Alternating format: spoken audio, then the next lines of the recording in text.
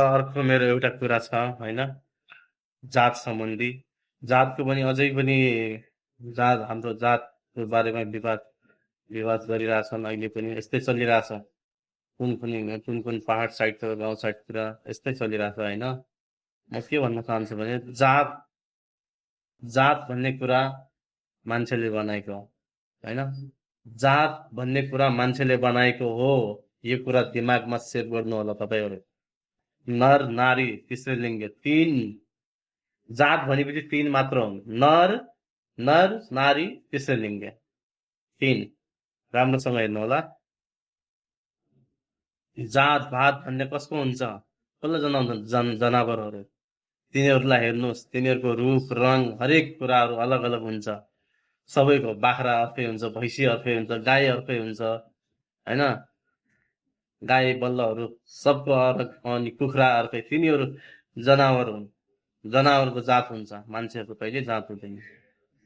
कहिले तपाईँहरूले हेर्नु भएको छ एउटा बच्चादेखि लिएर बुढासम्म होइन, नर नारी तेस्रै लिङ्ग, त्यो तीन बाहेक तपाईँहरूले कुनै अलग देख्नु भएको छ? कान, नाक, मुख, आँखा, कपाल होइन, हात खुट्टा, त्यो चेन्जिङ देख्नु भएको छैन। त्यसैले म भन्छु यो जात भातमा भ्रष्टाचारी छ। जो यो जात भात गर्छन् नि, यिनीहरूलाई पनि सजाय हुनु पर्यो। सरकार, यिनीहरूलाई पनि सजाय हुनु पर्यो कुनै पनि हालतमा।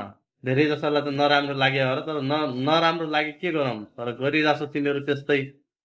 म पावन, म अनि के भन्छन्, म तल्लो जाति, म मल्ल जाति, म यस्तो म उस्तो। त्यो सबै कुराहरू बन्द गर तिमीहरू। यति पाप नगर, यो धरतीमा यो पाप नगर। यति पाप गर्यो भने नि एक दिन यस्तो हुनेछ नि, एकैछिनमा दुनियाँ खत्तम हुन्छ। यो दिमागमा सेभ गरेर राख। त्यो एउटा त्यो पहाडतिर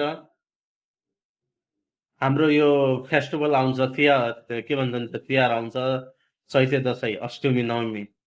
त्यो अष्टमी नवमीमा ठिक छ, खानालाई बनायो, खान्छौ, ओके, केही प्रब्लम छैन। जहाँसम्म त नखाएकै हो राम्रो हो होइन। 256 प्रकार छ, माछा मासु नखाएर पनि हामी बाँच्न सक्छौँ, त्यति पकवानहरू छन्। तर पनि अब बाख्रा छ, बाख्रा छ, कुखुरा छ, भैँसी खान्छौ, गाई खान्छौ, बल्ल खान्छौ, यो गलत हो नि यार। भैँसीलाई कसरी मार्छन्, त्यही दुध दिन्छ, त्यही दुध खाएर हामी त्यही दुध खाएर हामी यत्रा भाछौँ सबैजना। सबैजना बाहुबली भाछौँ। तिनीहरूलाई त्यसरी दौडाई तिनीहरूलाई यस्तो उस्तो। तर म भन्छु सरकार, जसरी हुन्छ यो नेक्स्ट इयर, यो अर्को साल यो फेस्टिभल आउँदैछ नि, यो फेस्टिभलमा भैँसी काट्नु भएन, कुनै पनि हालतमा भैँसी काट्नु भएन।